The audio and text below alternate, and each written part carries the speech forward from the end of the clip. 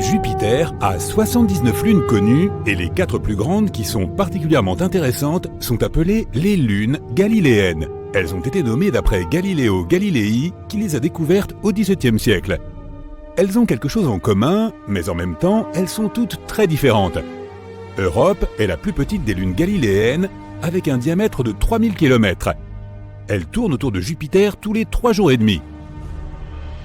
Les premières images que nous avons reçues de cette lune ont été prises dans les années 1970. Sa surface est principalement constituée de glace d'eau. La surface d'Europe est creusée de longues fractures, souvent larges d'1 kilomètre, qui peuvent s'étendre sur des milliers de kilomètres. Elles se sont probablement formées lorsque la croûte s'est écartée sous l'effet des forces de marée dans le mystérieux océan qui se trouve sous la surface. En 2012, les scientifiques ont découvert des panaches de vapeur d'eau en éruption près de son pôle sud, s'élevant jusqu'à 200 km d'altitude. Ces panaches peuvent nous aider à découvrir ce qu'il y a à l'intérieur d'Europe sans avoir à y atterrir. Les scientifiques pensent qu'il pourrait y avoir un magnifique océan caché à 15 à 25 km sous la surface solide. Cet océan pourrait avoir une profondeur de 65 à 160 km. Même s'il ne fait que 1/4 du diamètre de la Terre, il contiendrait 2 fois plus d'eau que tous nos océans réunis. Cet océan est un environnement potentiel pour certaines formes de vie. Les scientifiques pensent que toute la croûte de glace flotte sur cet océan. Elle fait probablement une rotation complète autour d'Europe une fois tous les 12 000 ans. Sur l'image prise par le vaisseau spatial Galileo, on peut voir de petites taches marron foncé. Elles font 10 km de large et se sont formées lorsque des matériaux chauds et moins denses sont arrivés à la surface. Ils ont soit poussé la croûte, soit ils l'ont entièrement traversée. La surface d'Europe est constituée de terrains dits chaotiques. Ce sont des zones rugueuses entourées d'une surface plus lisse. Son équateur pourrait être recouvert de pointes de glace appelées pénitentes qui peuvent faire jusqu'à 15 mètres de haut. Nous en avons aussi sur Terre, surtout dans les zones sèches à haute altitude.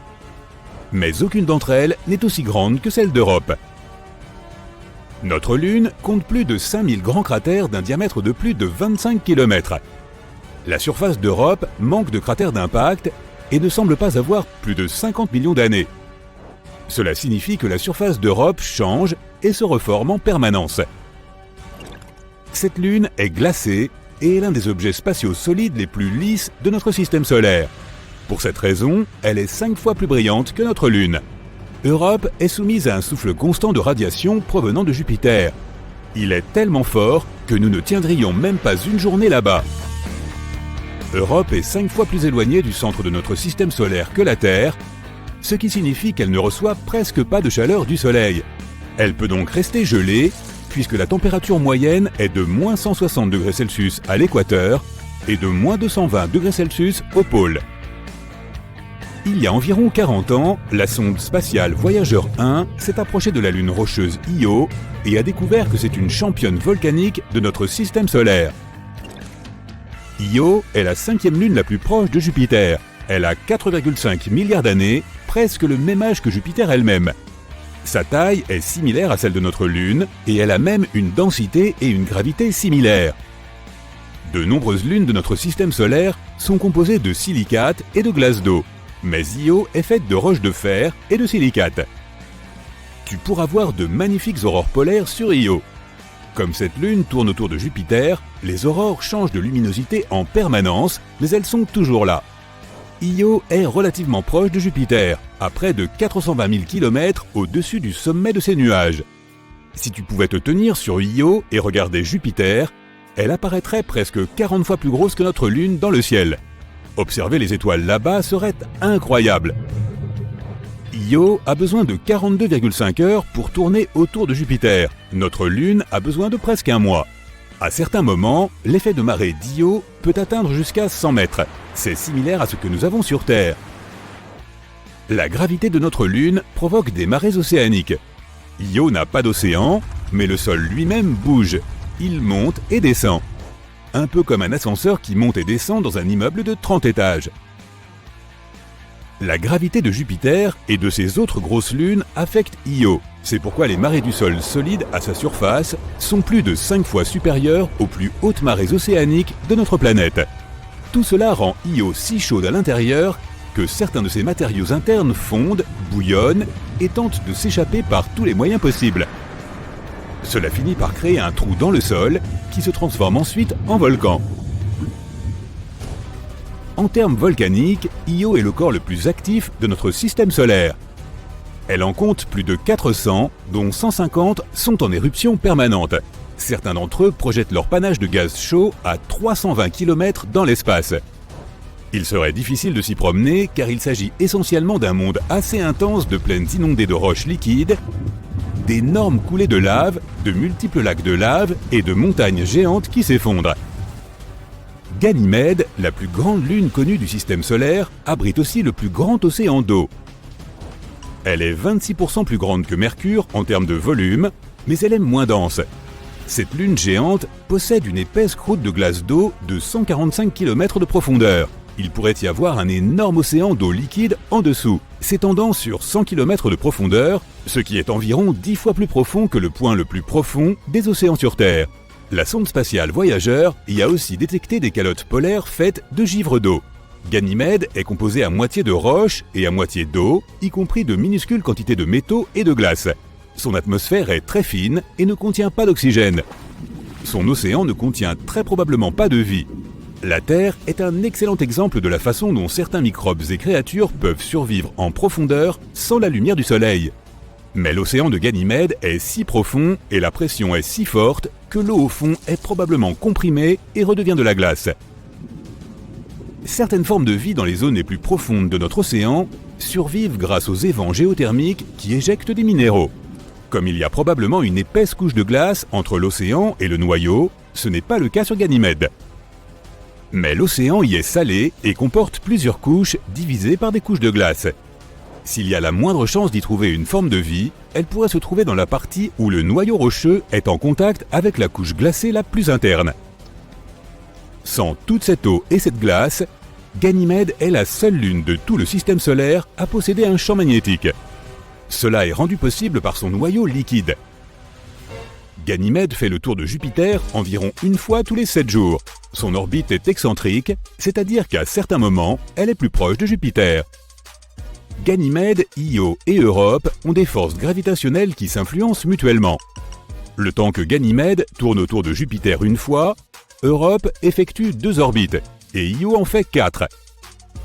Un tiers de la surface de Ganymède contient de grandes régions sombres, tandis que les 2 autres tiers sont plus clairs. Les zones sombres sont plus anciennes et contiennent plus de cratères. Les zones plus claires ont de longues crêtes et des rainures d'environ 700 mètres de haut et des milliers de kilomètres de long. Callisto, la 3e plus grosse lune du système solaire, avec 4800 km de diamètre, a besoin de 17 jours terrestres pour tourner autour de Jupiter. Son atmosphère est très fine, sa surface comporte de nombreux cratères d'impact, mais son ancienne croûte est essentiellement la même depuis plus de 4 milliards d'années. Lorsqu'une planète est géologiquement active, comme la Terre, certaines choses peuvent effacer la plupart des preuves des impacts passés. L'eau, les volcans, les mouvements des plaques tectoniques, l'activité humaine et le temps. Tout cela modifie la surface. Callisto n'a connu aucun de ces phénomènes. Les scientifiques pensent que cette lune était autrefois un monde océanique qui a fini par geler.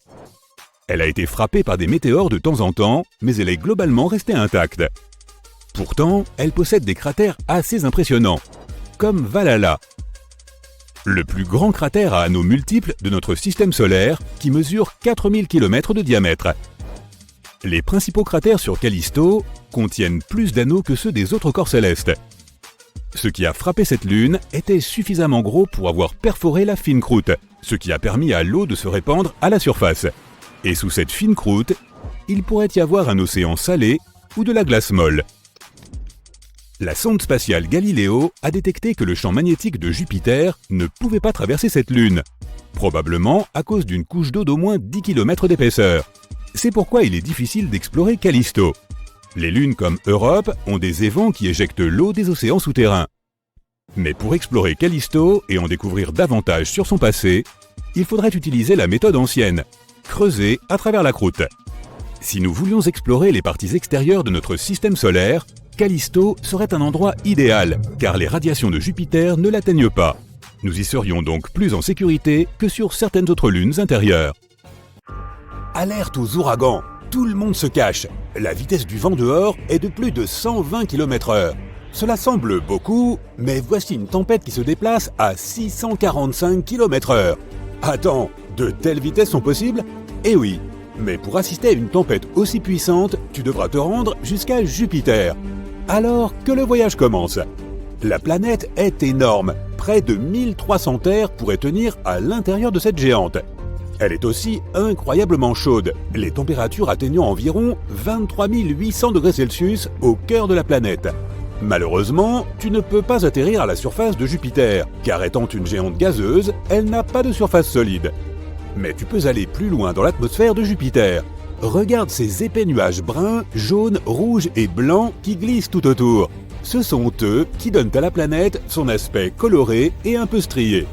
Si tu continues à descendre vers le centre de la planète, tu verras son atmosphère, principalement composée d'hydrogène et d'hélium gazeux, se liquéfier. Cela se produit en raison de l'immense pression atmosphérique. Le noyau de la planète lui-même est un objet mystérieux.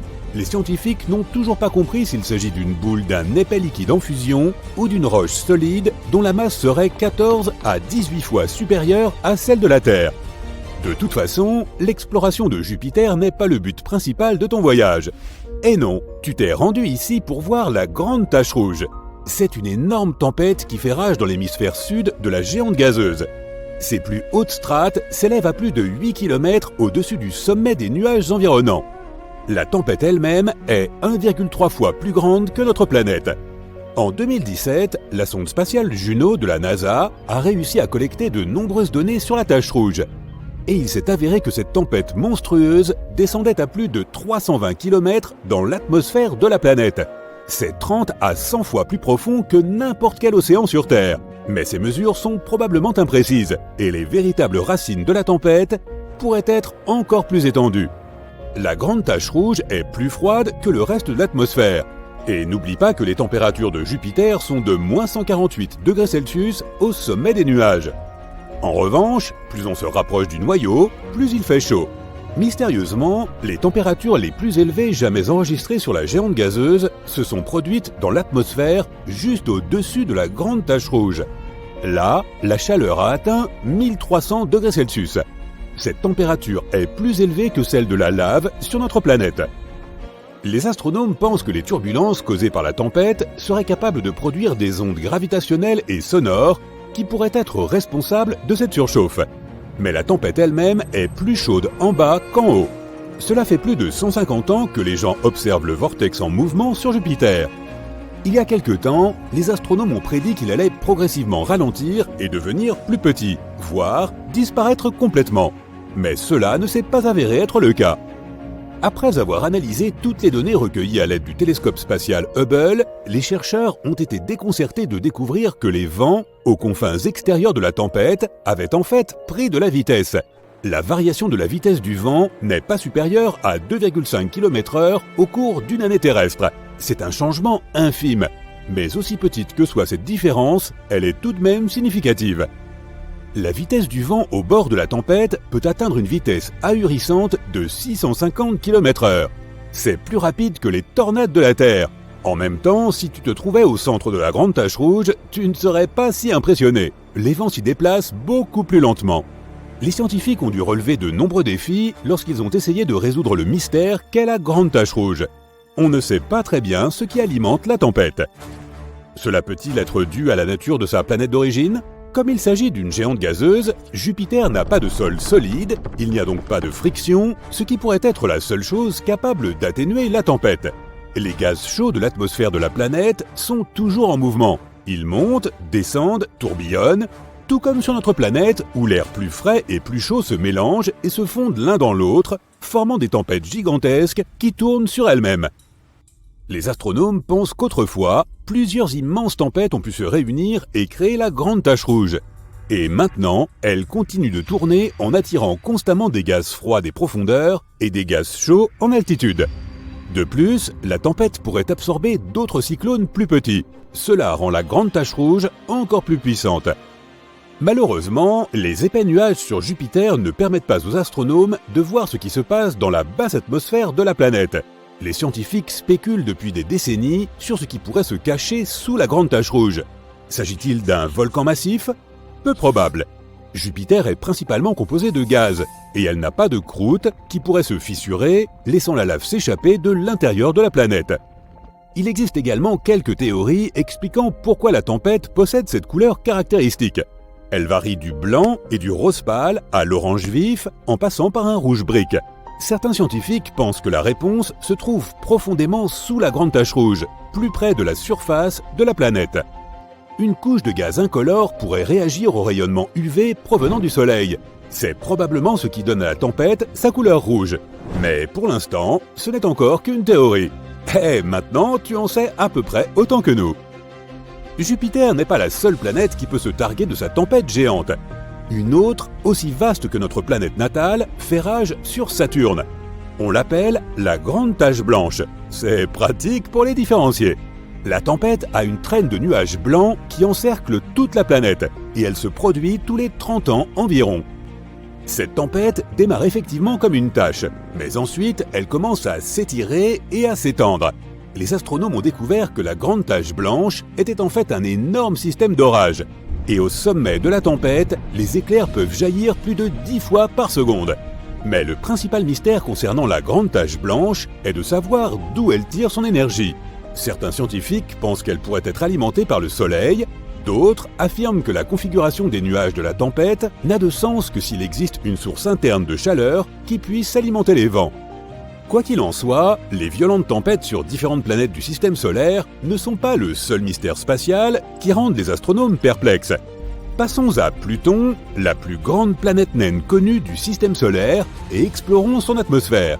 Elle s'élève très haut au-dessus de la surface de la planète et comporte plus de 20 couches, toutes glaciales et extrêmement condensées.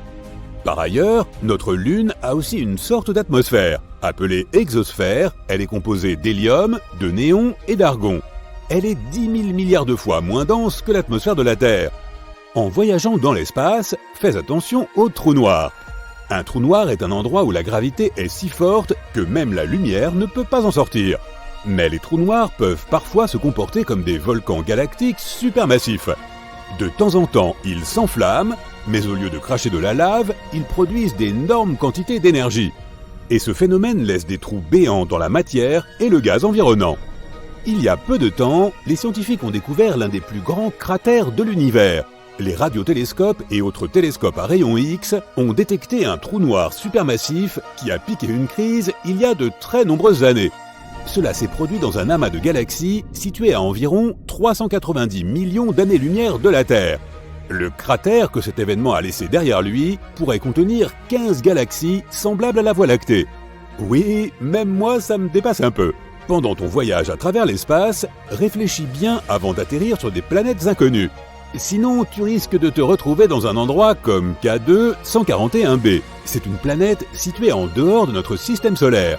À première vue, elle n'est pas si différente de la Terre. Elle possède des océans liquides qui s'évaporent, forment des nuages, se condensent et reviennent à la surface sous forme de pluie. Mais au lieu d'eau, il pleut des pierres.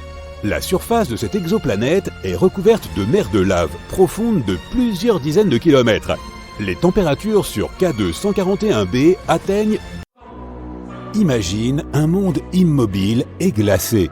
Un monde ancien, vieux d'environ 4,5 milliards d'années.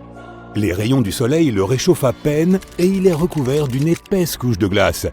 Ce monde est plus petit que notre Lune, mais un peu plus grand que Pluton. Il s'agit d'Europe et c'est le 6e satellite de Jupiter et l'une des plus grosses lunes du système solaire. Mais le plus intéressant au sujet de ce monde, c'est qu'il pourrait abriter la vie. Les astronomes se sont penchés avec intérêt sur Europe à la recherche de formes de vie. Cette lune possède en effet un immense océan d'eau salée d'une profondeur de 65 à 160 km. Il est certes caché sous une couche de glace d'une épaisseur estimée entre 16 et 32 km. Mais cette lune n'en demeure pas moins potentiellement habitable. Les astronomes nous disent que des panaches d'eau jaillissent des fissures dans la couche de glace et projettent le contenu de cet océan dans l'espace. Bien sûr, il ne sera pas facile d'aller chercher des traces de vie dans de telles profondeurs, mais les scientifiques disposent déjà d'éléments indiquant qu'il existe des bassins beaucoup moins profonds, situés plus près de la surface. Ils pourraient même se trouver à moins d'1 kilomètre sous la glace. Ceci présente deux avantages. D'abord, la probabilité qu'il y ait de la vie sur Europe est accrue. Deuxièmement, si c'est vrai, cela facilitera le travail des futures missions dans leur recherche de formes de vie. Il est intéressant de noter que la découverte récente de ces bassins peu profonds est le fruit d'un pur hasard. Le scientifique qui dirige les recherches, Riley Kullberg, a assisté à une présentation faite par l'un de ses collègues spécialistes des planètes. Il y montrait une photo de double crête sur la surface d'Europe. Kullberg s'est alors souvenu qu'il avait vu des crêtes similaires sur Terre. De telles formations sont rares sur notre planète, mais elles sont très nombreuses sur Europe.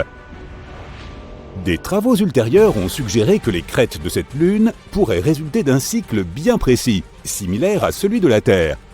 Lors de ce cycle, l'eau liquide gèle puis dégèle à l'intérieur d'une couche de glace, un environnement soumis à une pression très élevée. La calotte glaciaire se déplace alors vers le haut de manière répétée, créant une structure à deux pics. C'est du moins ce qui se passe sur Terre. Si les choses sont similaires sur Europe, cela prouverait la présence d'eau peu profonde sur le satellite.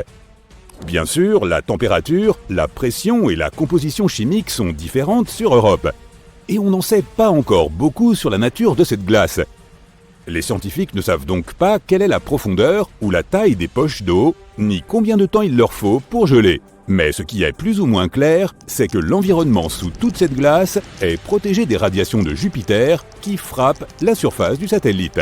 Ce qui, bien entendu, augmente les chances d'existence de la vie sur Europe. Nous avons évoqué le fait que l'océan d'Europe pourrait être salé. La couleur rouge des traces visibles à sa surface pourrait être due à leur composition chimique. Il s'agit probablement d'un mélange gelé d'eau et de sel. C'est assez inhabituel. Une telle composition ne correspond à aucune substance connue ici sur Terre.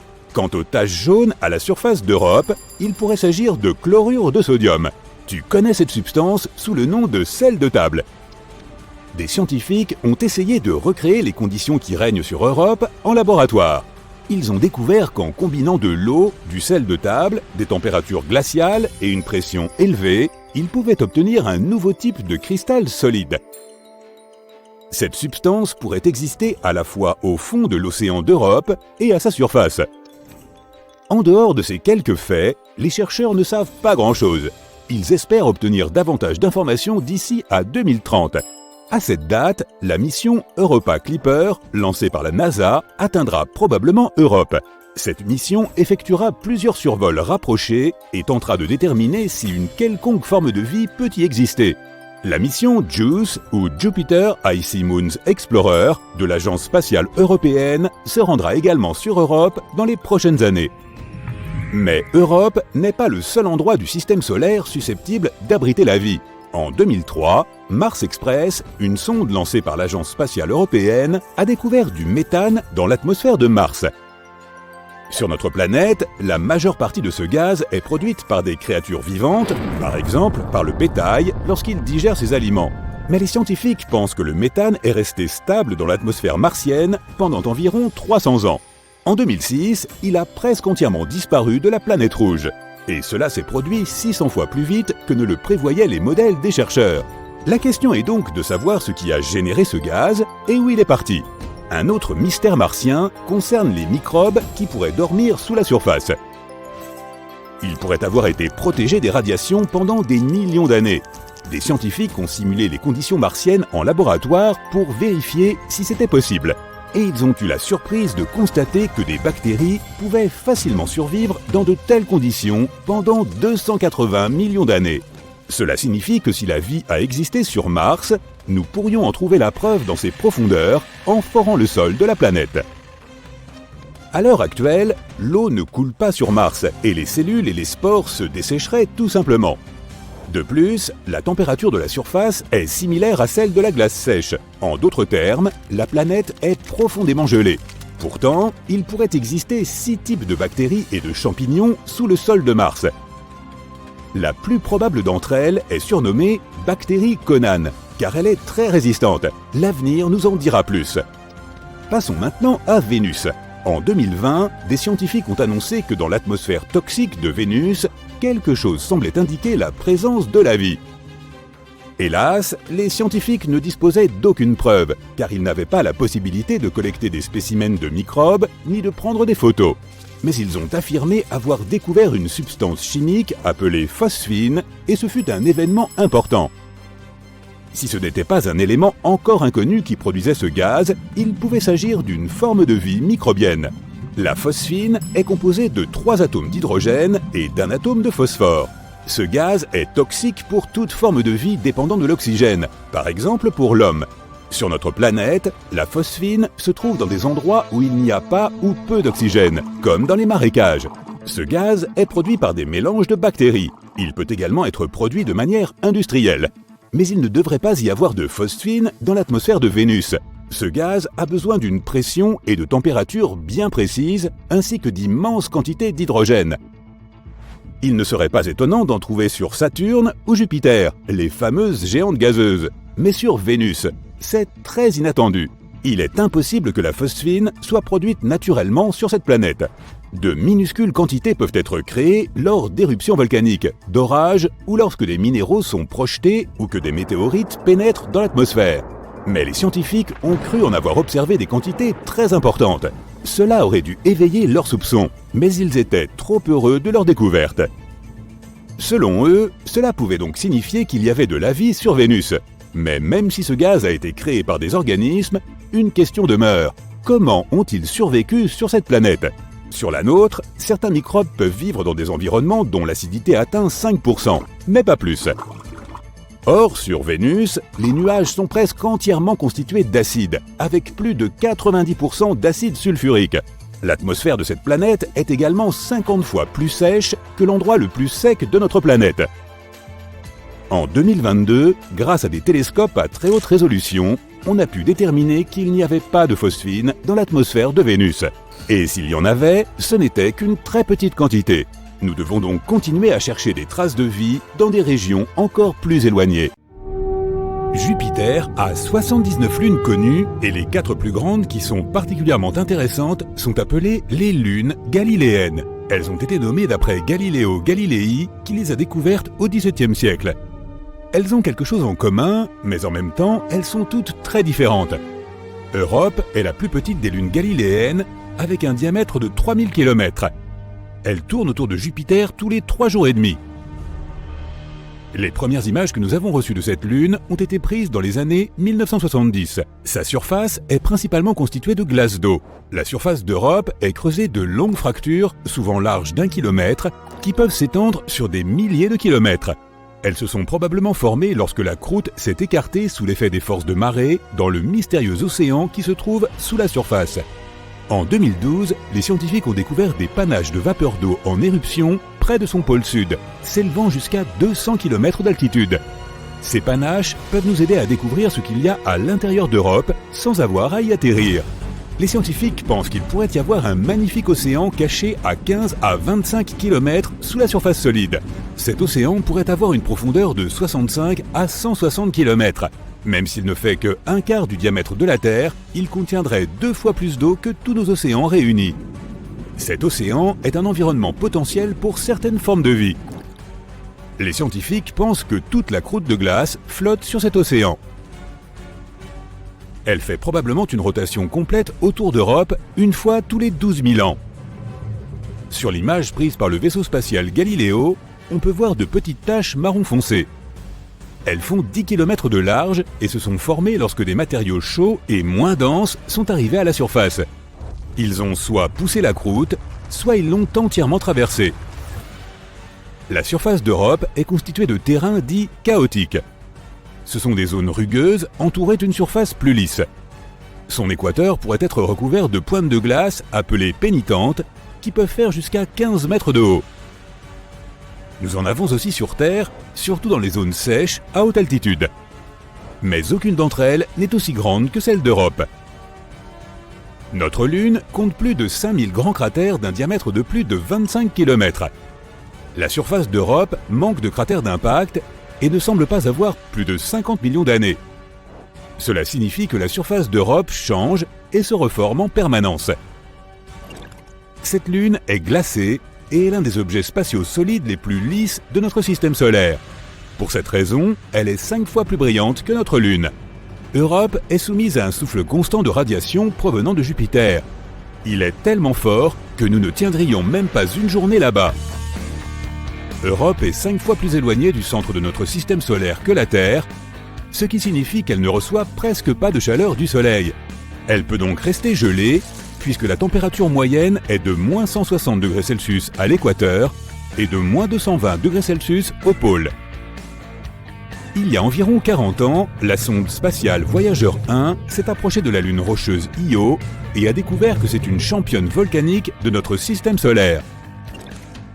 Io est la 5e lune la plus proche de Jupiter. Elle a 4,5 milliards d'années, presque le même âge que Jupiter elle-même. Sa taille est similaire à celle de notre Lune et elle a même une densité et une gravité similaires. De nombreuses lunes de notre système solaire sont composées de silicates et de glace d'eau, mais Io est faite de roches de fer et de silicates. Tu pourras voir de magnifiques aurores polaires sur Io. Comme cette lune tourne autour de Jupiter, les aurores changent de luminosité en permanence, mais elles sont toujours là.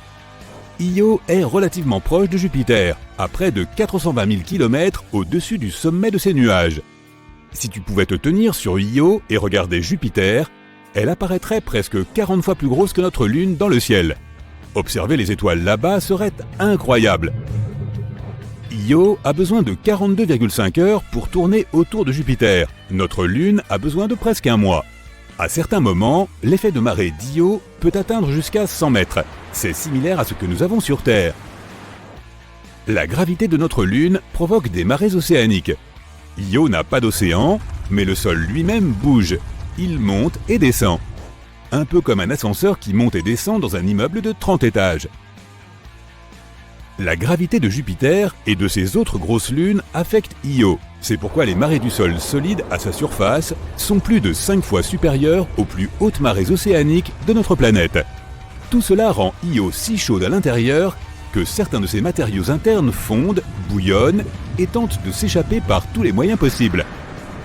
Cela finit par créer un trou dans le sol qui se transforme ensuite en volcan. En termes volcaniques, Io est le corps le plus actif de notre système solaire.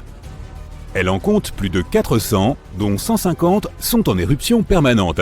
Certains d'entre eux projettent leur panache de gaz chaud à 320 km dans l'espace. Il serait difficile de s'y promener car il s'agit essentiellement d'un monde assez intense de plaines inondées de roches liquides, d'énormes coulées de lave, de multiples lacs de lave et de montagnes géantes qui s'effondrent. Ganymède, la plus grande lune connue du système solaire, abrite aussi le plus grand océan d'eau. Elle est 26% plus grande que Mercure en termes de volume, mais elle est moins dense.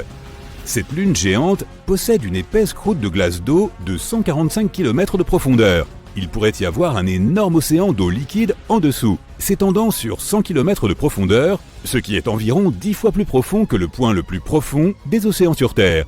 La sonde spatiale Voyager y a aussi détecté des calottes polaires faites de givre d'eau.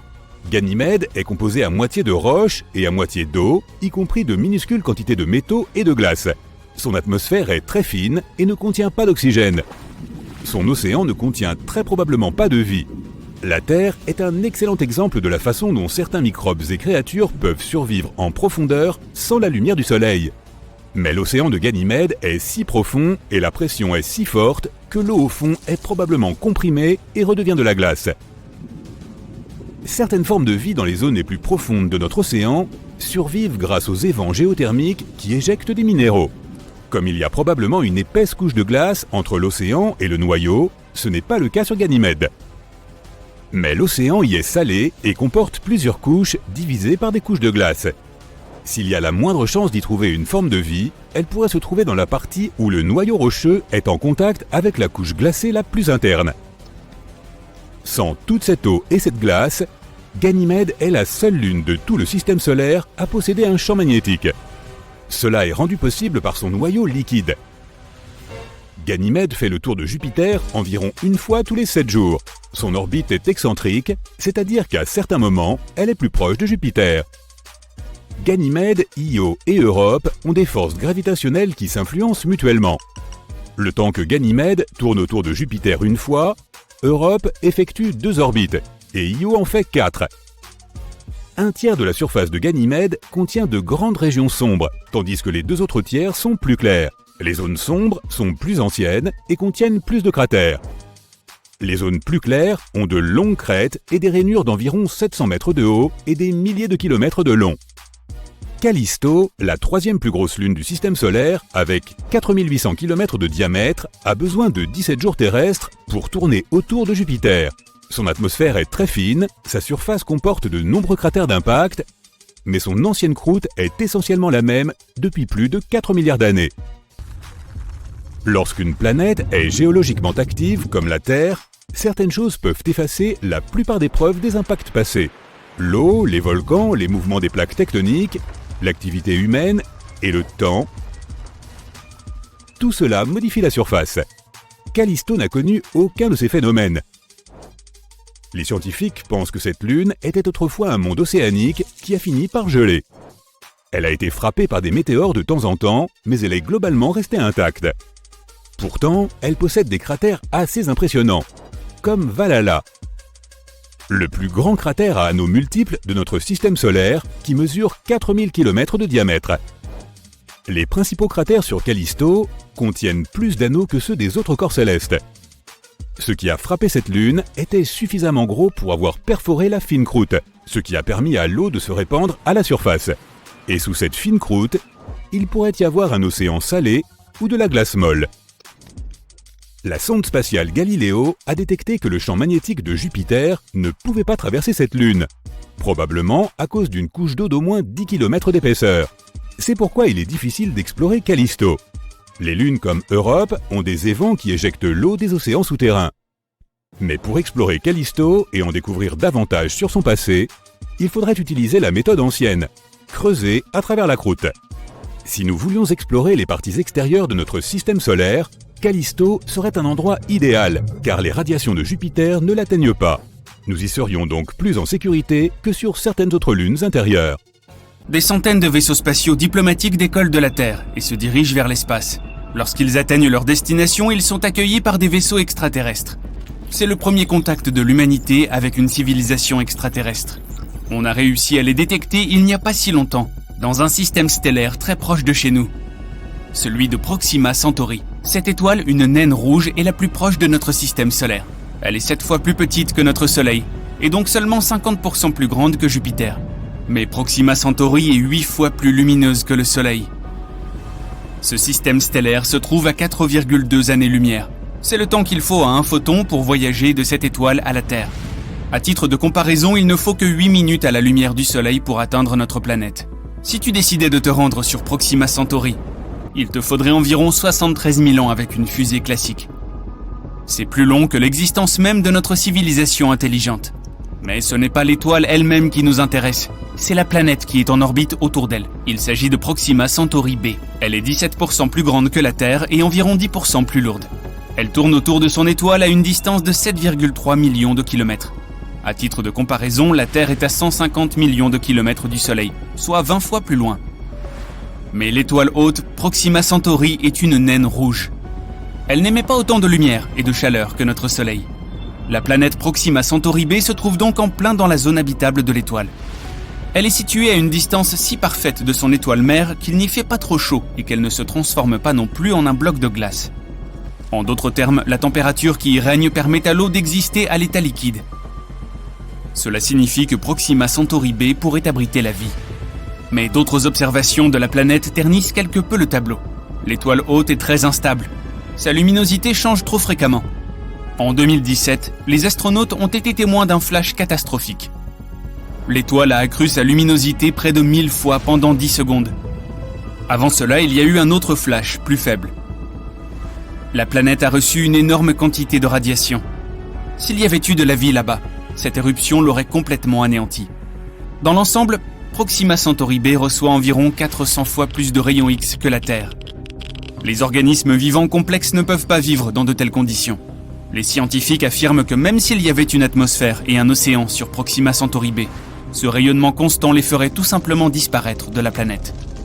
Proxima Centauri b est si proche de son étoile hôte qu'elle est en rotation synchrone avec celle-ci.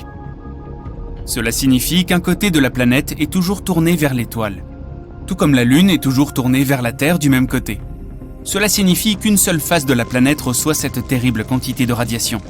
Et certains experts spéculent qu'une civilisation intelligente pourrait vivre sur le côté sombre de la planète. C'est peut-être cette civilisation qui nous a envoyé l'étrange signal que les astronomes ont capté en 2019. Les scientifiques l'ont décrit comme une éruption optique brillante et de longue durée, accompagnée d'une série de sursauts radio intenses et cohérents. Ce signal radio a été observé pendant 30 jours par l'un des radiotélescopes de la Terre. Les scientifiques ont pensé que le signal était artificiel et qu'il aurait pu être envoyé par une civilisation extraterrestre. On peut supposer que le signal provenait de Proxima Centauri b ou de l'une des lunes qui pourraient se trouver dans ce système stellaire. Mais d'autres observations n'ont pas permis de détecter à nouveau le signal. Désormais, la principale théorie affirme que ce signal radio n'était qu'une sorte d'interférence provenant d'une technologie terrestre. Mais que se passerait-il s'il avait vraiment été envoyé par une civilisation vivant sur la face cachée de Proxima Centauri b? Eh bien, nous pourrons bientôt le découvrir avec certitude. Un tout nouveau télescope est en train d'être lancé dans l'espace. Il s'agit du télescope spatial James Webb. Son lancement est prévu pour la fin de l'année 2021. Une fusée d'appoint décollera de la Terre et entrera en orbite. Puis elle livrera le télescope à un point précis, entre notre planète et le Soleil, où leurs forces gravitationnelles sont à peu près égales. De plus, il n'y a pas de pollution lumineuse dans l'espace, contrairement à la surface de la Terre. Il n'y a pas non plus de nuages ou d'autres conditions météorologiques qui pourraient gêner le télescope. Le télescope spatial James Webb remplacera le télescope Hubble, qui fonctionne depuis 1990. Ce nouveau télescope coûte 9,8 milliards de dollars. Et voici pourquoi. Il utilisera un miroir aussi large qu'un ring de boxe. Cela lui permettra de voir très loin dans l'espace. Si loin d'ailleurs, que la lumière de certains événements qui s'y déroulent n'aura pas encore atteint la Terre. Cela signifie que nous pourrons littéralement regarder dans le passé. Le télescope spatial James Webb verra l'univers presque immédiatement après le Big Bang. Nous verrons comment les premières étoiles et galaxies sont nées, et comment l'univers s'est transformé en ce que nous observons aujourd'hui. Mais ce télescope pourra aussi être utilisé pour examiner Proxima Centauri b. Les astronomes y chercheront de la lumière artificielle, comme les lumières LED que nous avons sur Terre. Si Proxima Centauri b abrite vraiment de la vie sur sa face sombre, alors les habitants ont dû apprendre à transférer la chaleur et la lumière de sa face éclairée. Et ils doivent aussi utiliser une lumière artificielle pour alimenter la vie de leur côté. Le télescope spatial James Webb est suffisamment puissant pour distinguer les ondes lumineuses émises par l'étoile de celles qui pourraient être créées artificiellement du côté obscur de la planète. Et si nous détectons effectivement une lumière artificielle, nous aurons la toute première confirmation qu'une civilisation intelligente pourrait exister en dehors de notre système solaire. Mais il y a toujours une marge d'erreur dans les calculs et l'interprétation des données. La seule façon d'établir la vérité une fois pour toutes est d'envoyer une sonde spatiale vers Proxima Centauri b. Nous pourrons alors obtenir de vraies photos de la planète. Le principal problème est la distance. Bien que Proxima Centauri soit le système stellaire le plus proche de la Terre, il faut quand même des dizaines de milliers d'années pour s'y rendre. Après tout, la sonde spatiale Voyager 1 a eu besoin d'environ 44 ans rien que pour quitter le système solaire. Et ce n'est qu'un minuscule pas par rapport à la distance réelle de l'étoile la plus proche. Nous avons donc besoin d'autres méthodes de déplacement, et elles doivent être beaucoup plus rapides. Certains scientifiques veulent envoyer des microsondes vers Proxima Centauri b. Elles ne sont pas plus lourdes qu'une aiguille à coudre. Un véhicule de lancement déploiera environ 1 millier de ces sondes en orbite. Puis elles déploieront une voile spatiale. C'est un matériau ultra léger qui utilisera la puissance de la lumière pour créer une poussée. Lorsque la voile sera déployée, un puissant faisceau laser sera concentré sur elle. Cela accélérera les sondes jusqu'à environ 20% de la vitesse de la lumière. Ce sera un record de vitesse absolue selon les normes actuelles. Mais il faudra encore environ 21 ans pour que ces sondes atteignent leur destination. Et nous devrons attendre environ 4 ans de plus pour recevoir le premier signal de leur part. Le système stellaire de Proxima Centauri n'est pas le seul monde à accueillir potentiellement la vie. Et l'une des tâches du télescope spatial James Webb est d'en trouver d'autres. Les puissants instruments du télescope lui permettront de trouver des planètes relativement froides, où les températures sont proches de celles de la Terre. Nous pourrons étudier en détail environ 2 douzaines de systèmes stellaires proches. Et nous pourrons détecter non seulement les planètes elles-mêmes, mais aussi leurs lunes. Les scientifiques s'attendent à un bond dans la découverte d'exoplanètes. Dès la mise en service du télescope en 2022, nous détecterons constamment de nouveaux mondes et en apprendrons davantage sur ceux qui ont déjà été découverts. Le télescope spatial James Webb nous permettra aussi de mieux étudier notre propre système solaire, et notamment la lune de Jupiter baptisée Europe par exemple. Les scientifiques pensent qu'il pourrait y avoir de l'eau là-bas. Bien qu'Europe ressemble à un bloc de glace, l'interaction gravitationnelle de la Lune avec Jupiter réchauffe son noyau. Cela fait probablement fondre la glace située profondément sous la surface. Il est donc probable qu'il y ait un océan sous la croûte de glace. Des conditions similaires pourraient exister sur Encelade, la lune de Saturne. Cette lune est géologiquement active. Il y a des geysers qui jaillissent des fissures à la surface du satellite. Les instruments infrarouges du télescope spatial James Webb pourront explorer Europe et Encelade, à la recherche de biosignatures. Ce sont les traces d'activité d'organismes vivants ou de bactéries. Ce télescope est prévu pour fonctionner pendant environ 6 ans. Mais à l'avenir, nous en lancerons un encore plus grand. Il s'appelle LUVOIR, qui est l'acronyme de Large UV Optical Infrared Surveyor. Son miroir sera 2 fois plus grand que celui du télescope spatial James Webb et presque 7 fois plus grand que celui de Hubble. Il devrait être lancé en 2039 et mis en orbite à l'aide d'une fusée super lourde. Puis, il faudra livrer le télescope à sa destination, à 1,5 million de kilomètres de la Terre. Ensuite, il commencera ses observations. Nous pourrions apprendre à voyager plus vite que la vitesse de la lumière à ce moment-là. Ensuite, si nous trouvons une planète potentiellement habitable à l'aide du télescope, nous pourrons y envoyer une sonde spatiale ou même une équipe d'explorateurs. Dans ce cas, une rencontre diplomatique avec une civilisation extraterrestre pourrait devenir réalité. Ça y est, le télescope James Webb a été entièrement déployé. Si tu t'intéresses à l'astronomie ou à l'espace, tu peux te réjouir de cette avancée. Et voici pourquoi. Pour commencer, il est énorme. Le miroir primaire du JWST fait plus de 6 mètres de large. Le télescope spatial Hubble, le précédent plus grand œil de l'espace, a un miroir d'environ 2,27 mètres. À titre de comparaison, si tu plaçais les 2 télescopes côte à côte, ce serait comme mettre un cheval à côté d'un éléphant. Un gros éléphant adulte. Il y a une raison parfaite pour laquelle le Webb, comme on l'appelle affectueusement, est massif. Ce n'est pas un télescope optique au sens traditionnel du terme, comme la plupart de ses semblables. Le JWST est un télescope infrarouge. Il perçoit la chaleur. La lumière infrarouge a une longueur d'onde plus longue que la lumière visible. Il a donc besoin d'un miroir plus grand pour focaliser cette lumière. Avec le télescope spatial James Webb, nous avons 2 choses jamais vues auparavant. D'une part, une technologie inédite et d'autre part, des missions scientifiques incroyables. Les missions et la technologie sont toutes deux à la pointe du progrès. Le Webb est un exemple classique d'ingénierie au service de la science. Grâce à sa plus grande capacité de collecte lumineuse, le télescope spatial James Webb pourra capter des images de choses que nous n'avons jamais pu voir auparavant, mais que nous avons toujours voulu voir. Des choses comme les exoplanètes, les premières galaxies de l'univers, et des étoiles et des planètes se formant à l'intérieur de nébuleuses. Sans compter qu'il y aura aussi sans doute beaucoup de surprises. Le télescope spatial James Webb a plusieurs trucs technologiques dans sa manche, qui promettent de déboucher sur les plus grandes découvertes scientifiques.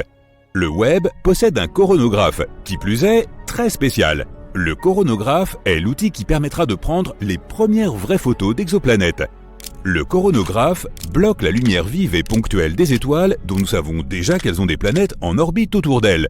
Sans le coronographe, la lumière de ces étoiles rendrait les choses trop brillantes pour voir les exoplanètes, qui sont des centaines de milliers de fois plus ternes que leur étoile. Mais avec le coronographe qui bloque la lumière des étoiles, les exoplanètes sont visibles.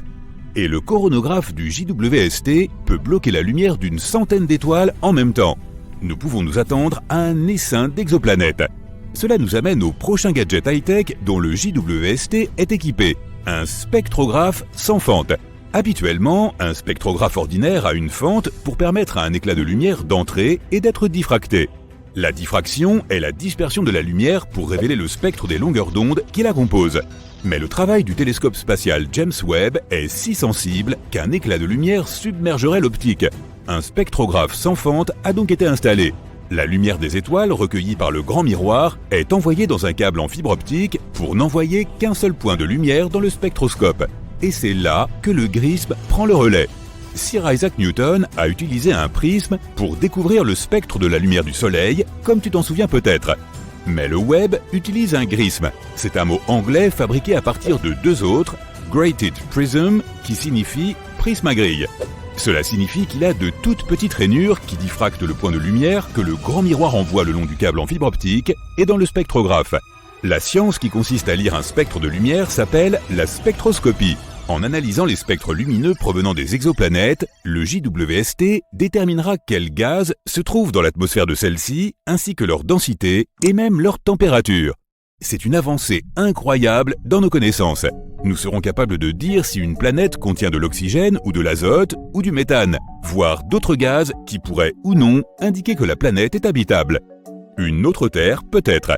Actuellement, le JWST est stationné dans son emplacement permanent.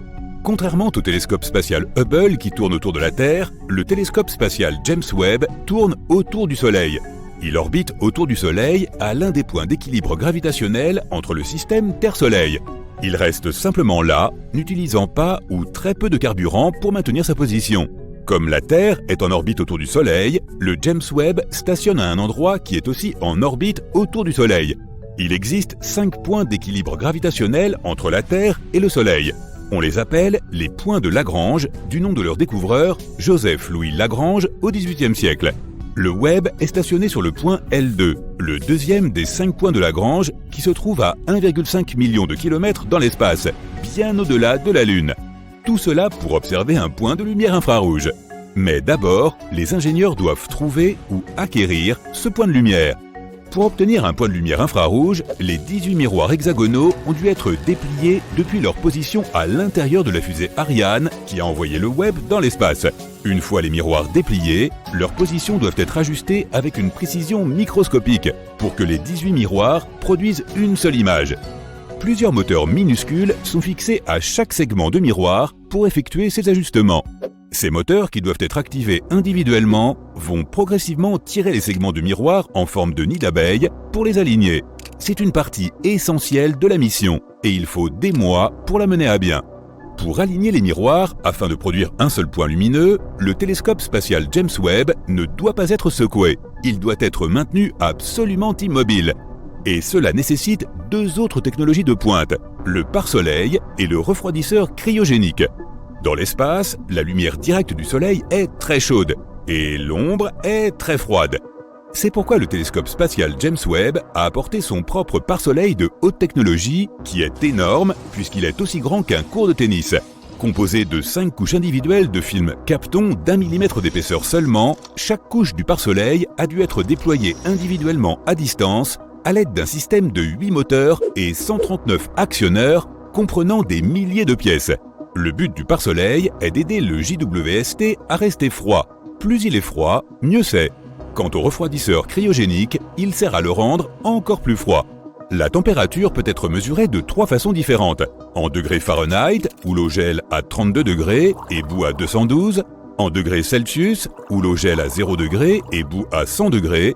Mais aucun de ces thermomètres n'a de point de départ. Au XIXe siècle, Lord Kelvin a donc imaginé une 3e échelle de température, l'échelle Kelvin, qui commence au 0 absolu, la température la plus froide possible. Le refroidisseur cryogénique embarqué refroidira le JWST à seulement 7 degrés Kelvin, soit 7 degrés au-dessus du 0 absolu. À cette température, pratiquement toute la chaleur des moteurs sera éliminée et le télescope pourra se focaliser sur la lumière d'un seul point sans qu'aucun bruit, autrement dit mouvement, n'interfère avec la qualité de l'image. Enfin, après que toute cette incroyable technologie ait été mise en fonctionnement à distance et comme prévu, nous sommes presque prêts à observer les images infrarouges du miroir géant multisegmenté dont dispose le télescope spatial James Webb. Presque prêt. Un télescope peut collecter toute la lumière qu'il veut, mais au final, il doit aussi être capable de détecter ce qu'il a collecté. Si la lumière n'est pas détectée, elle n'est pas vraiment observée. C'est là qu'interviennent les détecteurs infrarouges. Le Webb en possède 15. Ce matériau semi-conducteur spécialement fabriqué produit une légère charge électrique lorsqu'il est frappé par un photon de lumière infrarouge. Les détecteurs infrarouges du Webb peuvent produire une image haute définition d'1 million de pixels.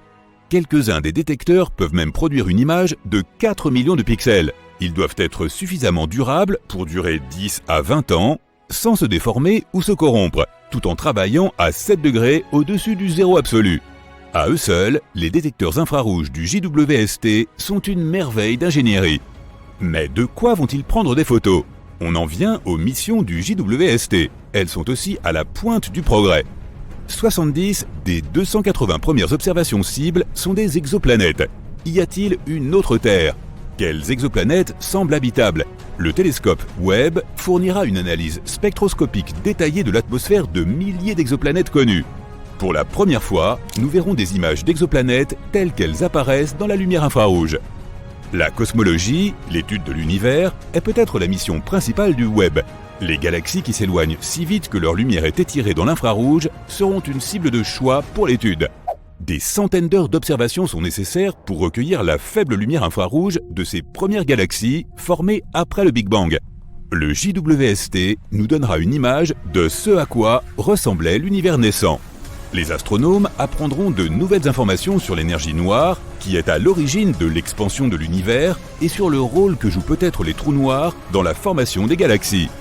La formation d'étoiles dans la Voie lactée et les galaxies proches fait aussi partie des missions du Webb.